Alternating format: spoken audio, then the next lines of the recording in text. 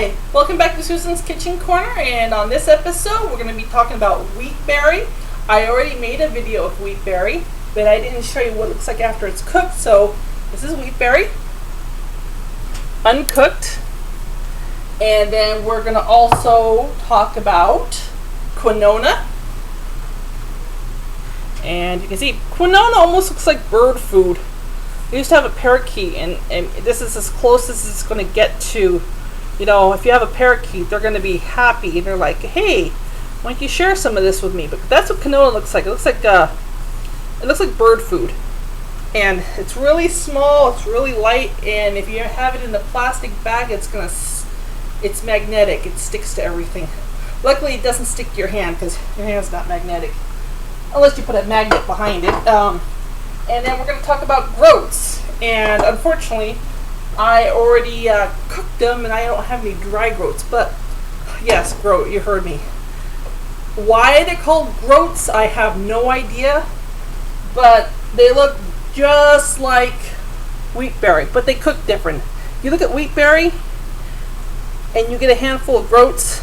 They're going to look identical to each other, except one's lighter. The groats are lighter. I don't know, I'm having fun where it's like a combination of a goat and an oat. Groats. So don't ask me, that just came to my mind. Anyway, so these are grains, and like I said with my wheat berry video, these are invaluable for people that want to save money.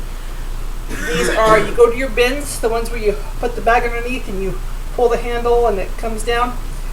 Wheat berries, 58 cents a pound. Groats, I can't remember, but they're in the cent range too.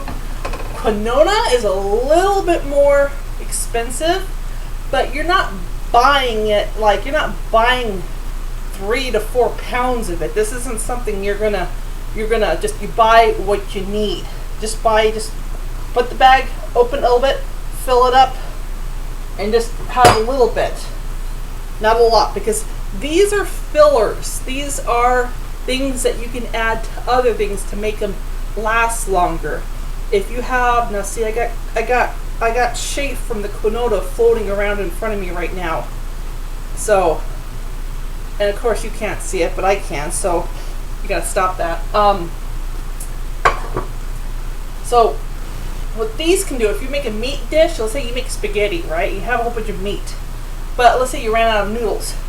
You can add the groats, wheat berry, or quinoa to the meat, and it makes a filler. For some odd reason, well, not odd reason, but I've been using wheat berry for to put into meat dishes, any kind of meat dishes, not like a whole bunch. I'm talking about like a half a cup of, just to add as a filler, and it blends really well. I mean, it's like we had spaghetti, and my husband was eating.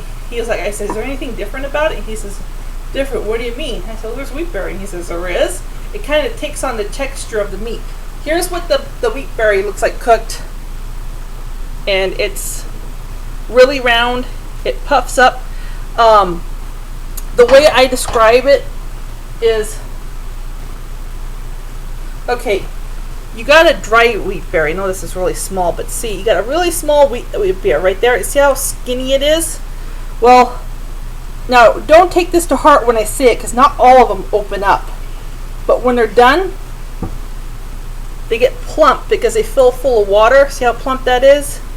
And that little black line, if you see that little black line will open up, and you'll see the white in it.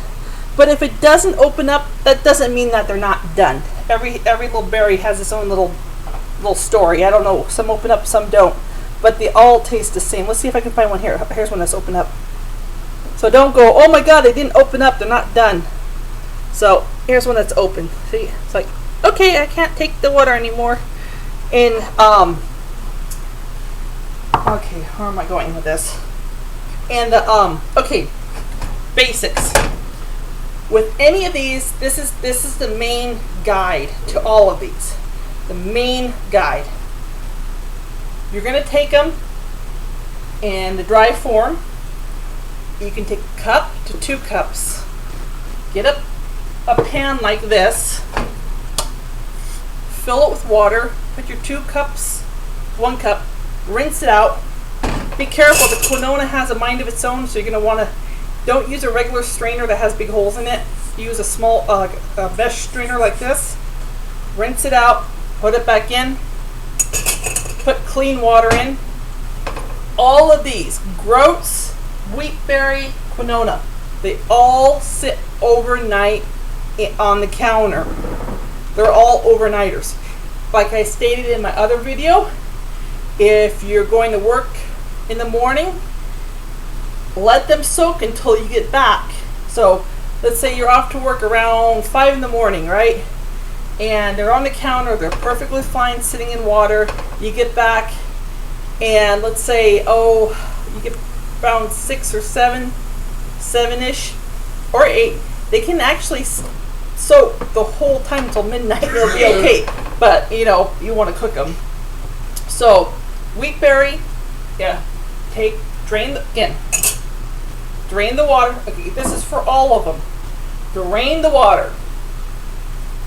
So you have the wheatberries. They won't be puffed up. They'll look wet and they'll look like still closed. Put them back into the pot. Fill it up with fresh water. Okay, this is for the wheatberry. Put it on the pot. Put it on a pot. Put a lid on it. Bring it to a boil. When it boils, when you see it physically boiling, turn it down to low.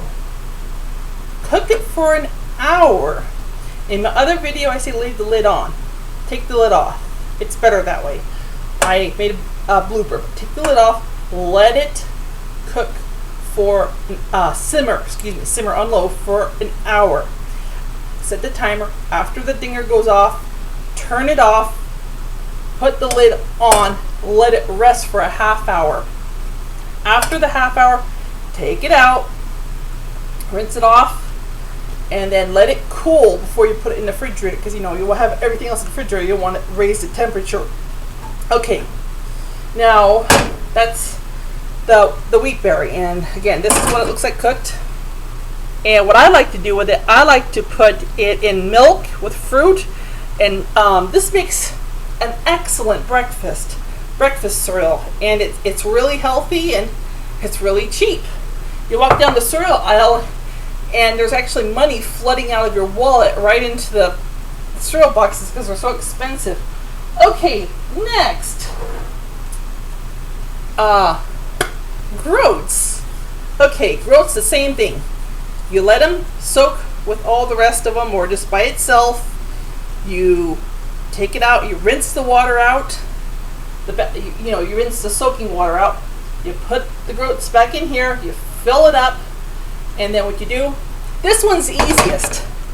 You bring it, okay, you have your fresh water in, these are already cooked, but you have your fresh water up here, you turn it on high with the lid on, it comes to a boil, and after it comes to a boil, that's it. They cook, for some reason these cook a lot faster. So water, lid, high, boil, low, turn off, and drain the water. Voila, you got groats. Again, let them cool down. Everything needs to cool down before you put it into the refrigerator. So groats are done. Oh yeah, and this is what groat looks like cooked. Let me get a spoon.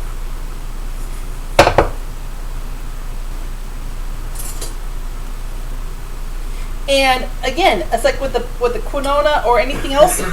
If you have a salad you make, take a handful of the groats, take a handful of the wheatberry or the quinoa, sprinkle it on the salad. So it's like there's a lot of things, or sprinkle it in your hair like I just did. Okay, this is what cooked groats look like. Hope you can see this. Okay, and they're really soft and they're nutty. So they don't need to be simmered for an hour. Okay, on to the next thing. And quinoa is one of the easiest. It's like groats. Quinoa and groats are the same cooking bird food, like I like to call it. So get your bird bird food, take a little bit more care on rinsing it off, and wash it out with a mesh strainer. That's the best, because these tend to float in the water. They do a whole bunch of little, they have some character to them. So what you're going to want to do, get the pot back, get the pot, rinse them off, put them in the pot, add nice clean water, and remember, this is after they have soaked. If you don't soak them, you're going to get the groats, the wheat berry, and the quinoa are going to taste really slimy, because soaking them releases the starches out of the grains. So fill it with water. Oh yeah, this is not the groats. This is the bird food, the quinoa. And then bring it to a boil. That's it. And these are kind of fun to watch, because what these do, if you when they're done, they open up like a I don't know if you've seen those tents. Not the tents, but the circular things you put in your car windows to shade them. They go into a circle.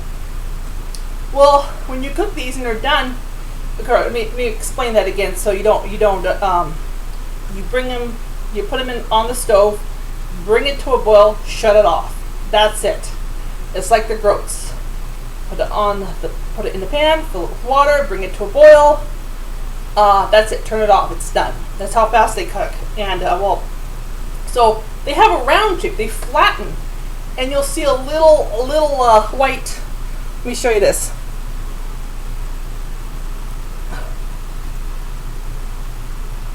There's like a little